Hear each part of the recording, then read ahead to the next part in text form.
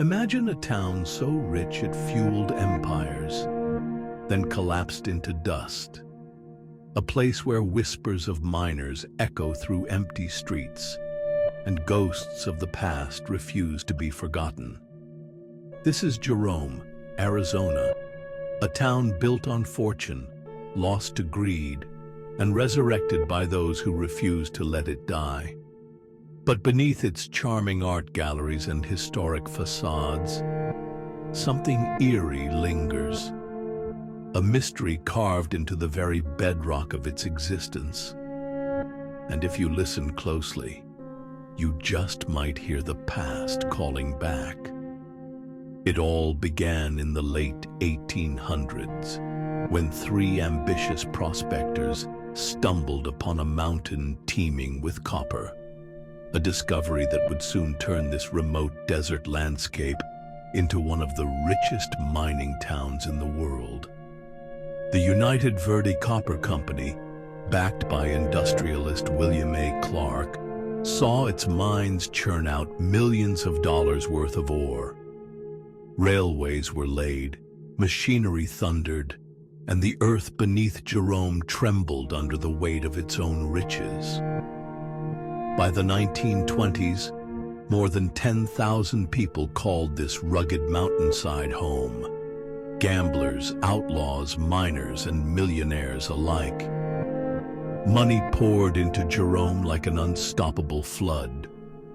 Bars, brothels, and saloons outnumbered churches, a place where fortunes were made overnight, and lives were lost just as quickly. It wasn't just wealth being dug out of the earth. Danger lurked around every corner. But, as the old saying goes, what goes up must come down. Copper prices plummeted. The Great Depression tightened its grip. And then came the fires, massive infernos that devoured entire sections of town.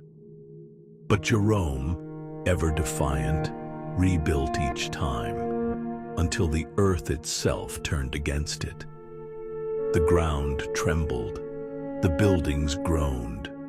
Jerome wasn't just perched on a mountain, it was built on an unstable slope of shifting earth. Sinkholes swallowed streets, buildings cracked, and entire neighborhoods slid down the mountainside. The same land that once made men rich was now reclaiming its own. By 1953, the mines shut down, the wealth vanished, the people left. What had been a bustling city became a ghost town. Fewer than 100 souls remained, wandering streets where echoes of the past outnumbered the living. But Jerome was far from finished. Something strange happened in the ruins of Jerome.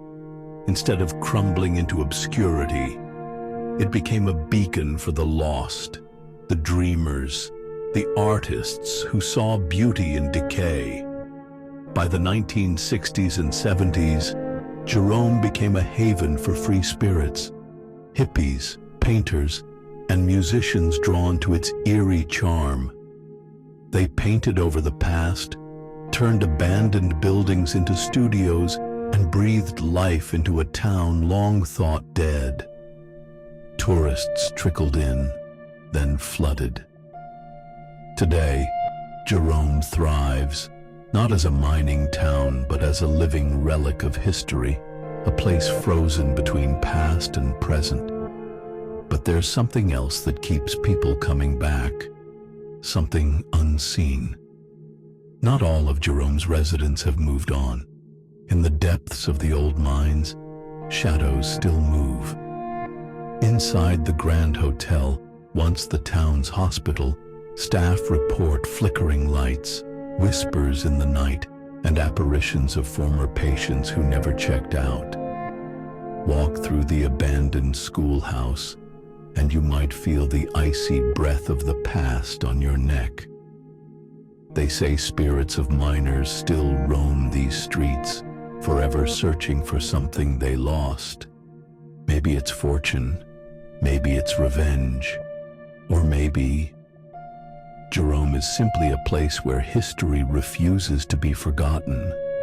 Jerome, Arizona is more than a town.